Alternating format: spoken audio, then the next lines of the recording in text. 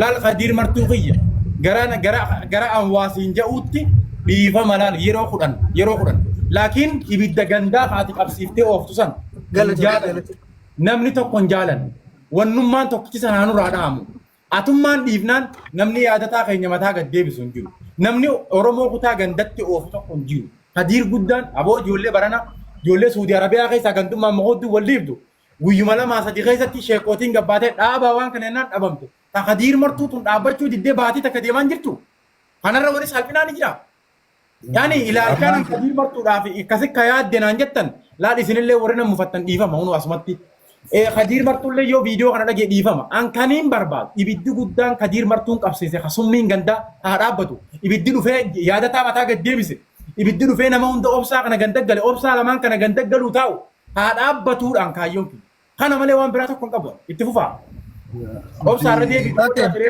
obsaa waan dubbatu jira Ahmadiin laal okay Hamza galatoomi nullee wanni barbaannu kana Kadir jechuun qabsaawaa qabsaawaa Harargee qofa osoo hin taane qabsaawaa Oromoo kutaa kudha takkaati.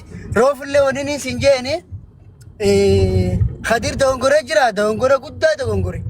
Kadir yoo gartee Kadir qabsaawaa fi nama siyaasaati. Jawaar Mahammad akka barbaadetti arrabsuu midhukka irraa kaasuu danda'a waan barbaadetti. San ammoo yoo jawaariif jechatti dubbatamu warra san dogongora qaba.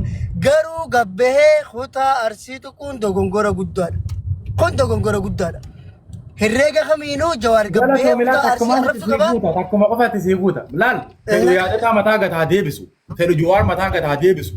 Fedhu shee amiinni birootu haa fidu. Nama dhuunfatti abbaa fedhe dhukkee irraa kaasu. An kana hatti abalu. Gadda seeneen itti fufi obsaaqi. Yoo gartee Kadir gabbahee Jawaar Mahammad arrabse. Yoo Kadir gabbahee Abiyyi Lammaa Magarsaa abbaa fedhe yoo arrabse namni kun nama siyaasaati. Siyaasaa waliif fida. Namni siyaasaa yeroo takka wal arrabsa. Yeroo takka gartee gaafa wal deeggaruu dhufa. Siyaasaan isaanii tun gaafa deemtee waliin dhufte.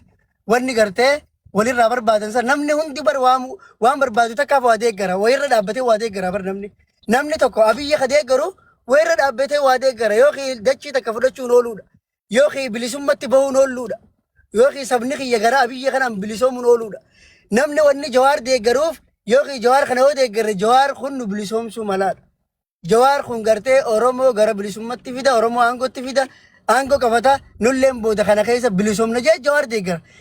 Yoo gartee Kadir ilaalcha Jawaar kana ta'uu baate Jawaar arrabsuu akka barbaade dhukka irraa kaasuu danda'a.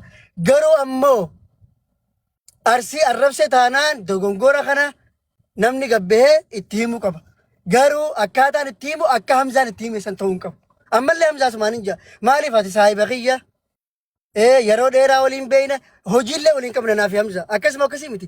Dhimma hojiillee waliin qabna. Waan waliin hojjechnu jira. Warri beeyne naafi Hamzaan hojii waliin qabna. Bizinesa waliin qabna. Bizinesa waliin hojjechuu qabna. Garuu Hamzaa hojii waliin qabna jee bizinesa waliin qabna jee gaafa gartee inni dogongora tokko dalage yoon itti dhiise anaa dogongora qaba. Garuu Hamzaa wayii dogongora jee viidiyoo Hamzaa durii fi tana walitti fuudhee iidit godhee Hamzaa arrabsuun kun gartee namummaa mitin. Kun saahibummaa mitin. Kun gartee oromummaa mitin jechuudha. Hamzaa yoo dogongore meesenjera isaatiin qaba, tiktookii waliin qabna, itti bilbilee Hamzaa waan akkana kanaati. Roofi siimeen turre sitti bilbiluuf hin kee irraan. Si bilbiluuf hin kee. Harkaatiin ture miidiyaan kun guutuun suuraa Hamzaati. Dhiiroo Hamzaan Kanadaa deemimu warra. Kaayiroo irraa Kanadaa deemimoo. Wallahi wallahi waan kanatti gammadee jiraan. Maali beektaa? Ajandummaan kun ara suuraati namni kana mataa gad deebisee oofuun kun annatti tolee jira. Maaliif? Ajandaan garasii wasaqni san garana dacheera nama dhuunfaarratti haala wasaadha.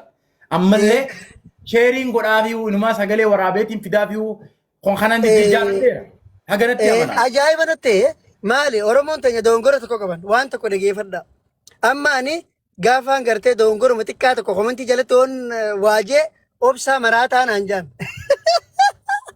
Ani ittiin qofla kamaraatee fayyee naan jaan. Garuu isaan namni san na aarsuu barbaadaniiti isaan akka isaatii na aarsee irraa dhumatte garuu ani waa maraataa illee miti obboleeyyan kiyya gaafa san ilmi namaa tokko haqa isaa dhabe istirees ta'uun waan jiraati. Sammuun rabbashamuu waan Seenaa gaafa gartee haqa isaa dhabe. Ani kun nama haqa kiyya dhabe. Akkasii waa'ee kiyya dubbachuuf hin dhufne asirratti Hamzaa maal godhan fuudhanii viidiyoo inni dur gaafa ashittii waa'ee takka gartee gammachuu ashittii dubbatu fuudhanii walitti hidhanii arra maxxansan. Maaliif barbaachise? Waa'ee gartee Khadiirii fi kanaami Hamzaa dongortee jirte Khadiiriin akkana hin jeen dhumatte waan biraa gaafa dur fuudhanii fiduun maa barbaachise? Haya ani ammoo waan takka dongore obsaati maraataaf gaafa akkana maraattee fayyite. Kana maaltu fide? Waan ani irra balleessa sanarra dhaabbadhu waan barbaade naan ji. Rakkoon qabu. Garuu waan ani amma dura dabarse godhuun maali? Takka kana. Rakkoo Oromoon qabdu guddaan inni lammaffaa Oromoorraa rabbiin gartee gargaarsa sin gursiisin. Tana gartee afaan guuttadheetumaan jaa. Nama Oromoorraa fuula Oromoo dura sin wallaahi wabillaahi. Anbar Gaafa ati asirra taa'ee akkana nama gaafa ati fuula Oromoo dura dhaabbatte ilma namaati yoo dalagattee carraayitee bakka guddaa gahuu dandeessa akkuma kiyya. Ani alhamdulillah yeroo ammaa keessatti jireenyi naa dabre jee nama amanu. Maaliif durga ni beekta waan keessa ture nama qarshii miliyoona 13 nyaadhame ani kun. Ani agartan kun qarshii Itoophiyaa miliyoona 13 nyaadhame obsaan aliin haraga as keessa jira obsaan aliin daga. Maallaqa Itoophiyaa qarshii miliyoona 13 nyaadhame. Sigalee nama gartee umrii xiqqaadhaan maallaqa guddaa harkate jechuudha Oromoo keessa. Gaafa sana maallaqa dhabnaan hiriyoonni kiyya tokko walitti dhufanii maallaqa waliin naa guuran tokko yeroo hunda sadaqaa kadhatte namni garee dhiyoo televiizyiinii maxxansanaa maal jedhan barra maallaqa Oromootiin kampanii banatte maallaqa Oromootiin kampanii banatte akka waan nama waan guddaa qabduuf goota maallaqa kun maaliifi hay yoo namni qaba. Namni waan akkate maal yoo gargaartan umrii guutuu nama san gargaarsa gaafa san gargaartee an arrabsita. Ati sadaqaa kadhattuudha. Ati gargaartu ati wayii kadhatta. Maali? Yookiin waan gorii yoo himachuu kaate namni akkamitti hakkisaa gannaqa deebi'ee arraaba. Waan nama akkamitti takka dubbachuun hakkisaa arraabu. Anamma wanni jara kana miidiyaa kanarra likki itti himuuf qonceen isaan natti dhaabbata tokko hin jiru. Wala geemii taphadhee giiftiin isaan na bira kaayyatanii wakaawanni isaan naa godha tokkolleen hin jiru. Bakka dhugaa argetti waan giiftii isaan naa kannaniif wanni isaan kolkolun jirtu wanni isaan waan likki itti himeetumaan biraa kuta. Hagasuma ciqiciqiin hin jirtu na biraa. Likki Hamzaa likki namatti himuu dandeessaati. Maaliif jennaan kana duraas Oromummaa keessatti gosummaadhaa fi gandummaa kanaas takkallee ooftee hin beektu waan si fakkaate gaafa dubbatte saayidii namni gartee cinaa abaluu goree siin jiru hin jiru. Anis sanuma waan kana keessa namni gartee warri duraan isaan argee keessa gosummaa oofu.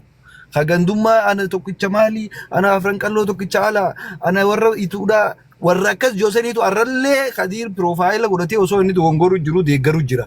Kanaafuu namni akka keetii waa takka keessa harkaan qabne namaas wanni hin jenne namaas hin sodaanne gosummaas of hin beekne yoo haasoytellee sirraa tolaa waan itti si mul'ate haasoytee jaamaa jechuudha. Ani sarraan tana kanaafiin Khadiir saahiba kiyya yeroo hedduu poostina godha gartanii walii bilbilaa itti dubbadde garuu ammoo ani saahibni ilmi Oromoodhaa tokko osoo dogongoruu jiru caljee laaluun hin barbaachisu sababa joorattiin waan kana hin deeggaruu dogongoree jira obsalleen dogongoree jira jaa'umsa amaddiinis anis akkasiin jaasiis akkas jettas Ustaan Naasir Hamzaa akkas jaa ijoolleen xixiqqoon humaan beekne waan takka osoo isin hin galle haasoo jirtan kun dhaabbadhaadhaatii if laala.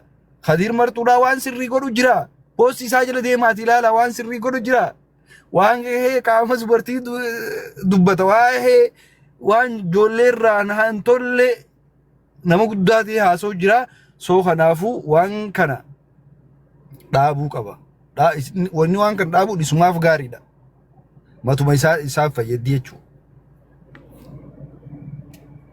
Akkasi.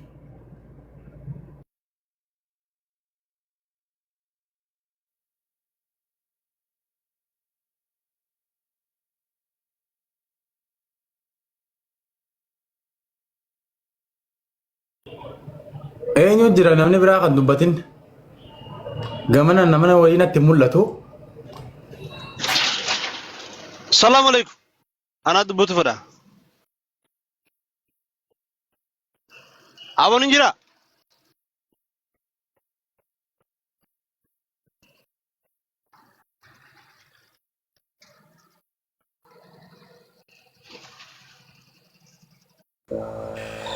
Dubbadhu. Asru dubbadhu dubbadhu